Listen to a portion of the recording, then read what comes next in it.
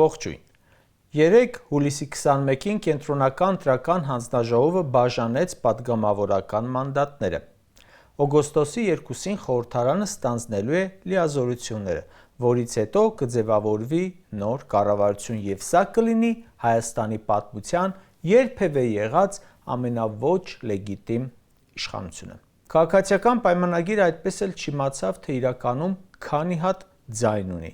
քանի որ 100 հազարավոր ընտրողների բաժանված պետական կաշառքների, վարչական ռեսուրսի, պետաշխատողների ստրուկի տեղ դնելու, ոստիկանության, դատախազության, հակակոռուպցիոն ու քննչական կոմիտեների ակտիվ շահագործման,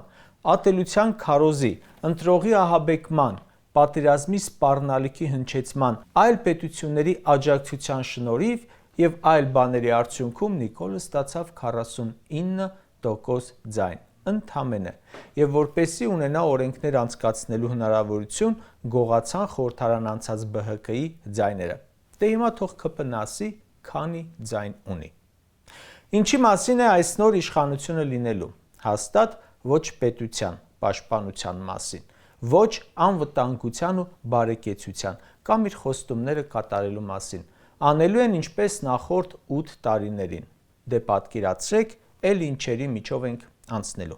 Այս իշխանությունը հայտնի է որպես ձևականությունների սիրահար։ Մի ձևականությունը լարեցին ազգային ժողովի վերջին արտահերթ նիստում փոխելով պատգամավորների երդման տեքստը։ Հիմա տեսնենք, թե ինչ են երդվում անել պատգամավորները հաջորդ 5 տարում։ Սկսելու են հետևյալ տողով։ Հանուն Հայաստանի Հանրապետության հարատևության, անկախության, ինքնիշխանության եւ հզորացման երդվում եմ եւ այլն։ Իսկ ինչ են արել իրենց իշխանության 8 տարիներին Հայաստանի Հանրապետության հարատևության, անկախության, ինքնիշխանության հզորացման համար։ Պետության հարատևությունն ապահովող հիմնական գործոններից են անվտանգությունը։ Արդյոք Հայաստանը պաշտպանված է արտաքին ագրեսիայից։ Բացարձակ ոչ։ Սրանց բանաձևն է. հանձնենք տարածքներ, որ ագրեսիա չլինի։ Արտաքին անվտանգության մասին ընդամենը մեկ նախադասություն բավարար է կարծիք կազմելու համար։ Պետության ղեկավարն ասում է. սեպտեմբերին կլինի աղետալի պատերազմ եւ մենք կպարտվենք։ Հարատևության կարևոր պայման է ժողովրդագրական կայունությունը, իսկ մեր երկրից արտագաղթը շարունակվում է, ծնելիությունը ամեն տարի անկում է ապրում։ Պետության հարատևության համար կարևոր են արդյունավետ պետական ինստիտուտները, օրենքի գերակայությունը, իրավական համակարգը։ Որևէ մեկը կասի, թե 8 տարի նույն դասանում մնացածները կայուն կառավարում են, ամենուր բարդակ չէ։ Ուզում են ասել մեր երկրում օրենքի գերակայություն է, թե Նիկոլի կամքի գերակայությունն է օրենքների նկատմամբ։ Հենց այսօր ընդդիմադիր պատգամավորին զրկում են անձեռնմխելիությունից, խախտելով օրենքը, բայց կատարելով Նիկոլի կամքը։ Հարատևության համար կարևոր է ազգային ինքնությունը, լեզվի, մշակույթի, պատմական հիշողության պահպանումը։ Քանի անգամ ենք ակցիաներ տեսել եւ մասնակցել ազգային ինքնությունը քանդելու դեմ, պատմական հիշողությունը սրանց կողմից ջնջելու դեմ։ Եվ ուրեմն երդման տեքստում դա անիմաստ է գրվել։ Հիմա ԿՊԱ-ականները, որ երդվեցին, ինչ են անելու։ Պետության հզորացում նշանակում է, որ այն կարողանում է ապահովել իր քաղաքացիների անվտանգությունը, բարեկեցությունը, ինքնիշխանությունը, որի համար երդվում են։ Ներքին անվտանգության մասին քանիցս խոսել ենք։ Այն բեսպրեդելը, որ Հայաստանի փողոցներում է, անվտանգության մասին մոռացեք։ Հզորացման համար կարևոր է կայուն տնտեսական աճը, զարգացած արդյունաբերությունը, գյուղատնտեսությունը, ներդրումները։ Պատգամավորները երդվելու են մի բանի համար, որը գոյություն չունի։ Գյուղատնտեսությունը հենց այս պահին մահանում է։ Ներդրումները փախչում են Հայաստանից, քանի որ սրանք զբաղված են դրանք խլելով, մարդկանց էլ դարձնում են գործազուրկ։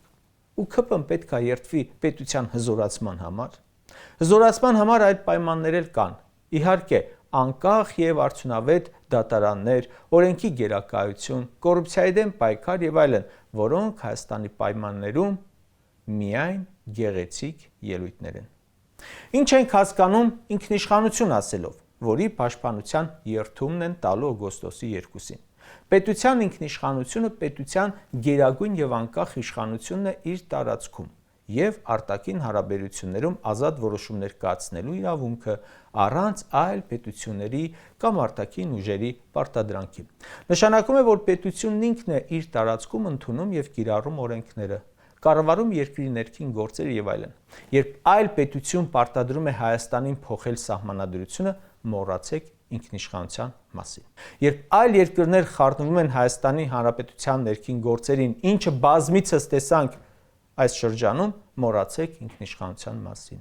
Այսօր Հայաստանում այդպես է եւ ուրեմն անիմաստ է խոսել ինքնիշխանության մասին։ Ինքնիշխանություն նշանակում է, որ պետությունը ինքնուրույն է որոշում իր արտաքին քաղաքականությունը, անդամակցում է միջազգային կազմակերպություններին, ընդունում դաշնակիցներին եւ պաշտպանում իր ազգային շահերը առանց այլ երկրների վերահսկողության։ Սրանք ինքնուրույն են որոշում մեր երկրի արտաքին քաղաքականությունը, ժողովուրդ։ Որևէ մեկը դրան հավատում է։ Հայաստանի արտաքին քաղաքականությունը վստահելի է, արդյունավետ է, Հայաստանի Հանրապետության շահերով է։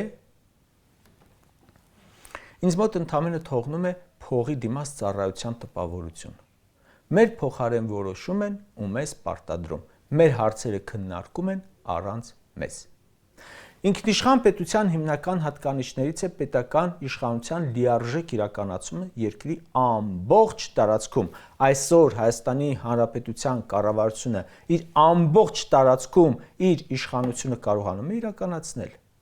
Քանի 100 քառակուսի կիլոմետր է օկուպացված։ Հայաստանի Հանրապետության շահերի պաշտպանությունից, որի համար երդվում են, որն էր բխում։ Արցախը հանձնելը, Սև լիճը հանձնելը, ջերմուկը չպաշտպանելը, Հայաստանի Հանրապետության տարածքները թշնամուն տալը։ Այդ երդման տեքստում այսպիսի հետաքրքիր նախադասություն էլ կա. անել ամեն ինչ քաղաքացիական համերաշխության, Հայաստանի Հանրապետության քաղաքացիների անվտանգության եւ բարեկեցության, մարդու իրավունքների եւ ազատությունների պաշտպանության համար։ Մեր երկրում քաղաքացիական համերաշխության միակ խաթարող ուժը ԿՊ-ական իշխանությունն է։ Սրանք իրենց գործունեությունը կառուցել են Հայաստանի քաղաքացիների մեջ թշնաման հրահրելու վրա։ Դա եղել եւ մնում է Նիկոլի ուժը։ Այն, որ Նիկոլն ընդդիմությանը ձայն տվածներին համարում է կաշառակերներ, իրեն չընտրողներին համարում է թշնամի, շունշանգյալ, ինչ համերաշխության մասին կարող է խոսք լինել։ Հայաստանն ունի անհամար քաղբանտարկյալներ, ուրեմն ինչ մարդու իրավունքների մասին է խոսքը։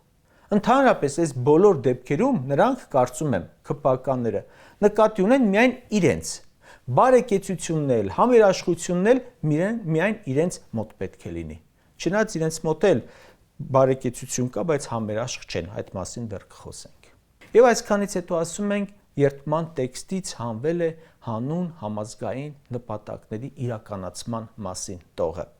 Հետո ինչ որ հանվել է, ասենք չէր հանվել, ինչ էր լինելու։ Իշխանության երդման տեքստը պետք է լինի իր նախընտրական ծրագիրը եւ կառավարության ծրագիրը, որոնք խախտում են 2018 թվականից ծայրից ծայր։ Երդման տեքստը Նիկոլի ֆեյսբուքյան գրառումը պետք է լիներ, որ Արցախցուն խոստանում էր երբեք հուսախաբ չանել։ Այն, որ ասում էի Աղդամը մեր հայրենիքն է,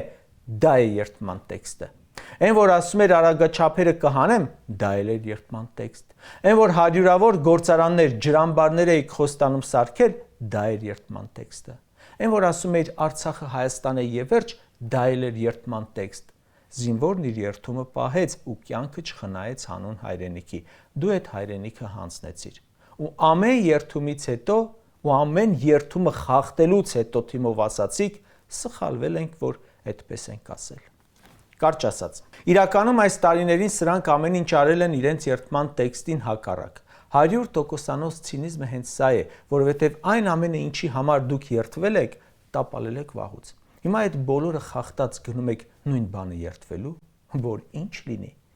Երդվել եք ու քանդել մեր երկիրը, երդվել եք ու հանձնել մեր հայրենիքը։ Հիմա ինչ սպասենք։ Ընդհանրապես ԿՊ-ին կառաջարկեի երդվել օրինակ Էրդողանի գրքի վրա։ Իրենց շեֆը գրկել էր գիրքը, իրենք կարող են ձեռքը դնել ու երդվել, որ հավատարիմ կմնան Թուրքիայի ու Ադրբեջանի պահանջների կատարմանը։ Մեկ է, այդպես էլ անում են։ Իրականում 10 հատ էլ երդման տեքստ փոխեք, օրը 10 անգամ էլ երդվեք, քանի դեռ դուք չեք փոխվել, բան էլ չի փոխվելու։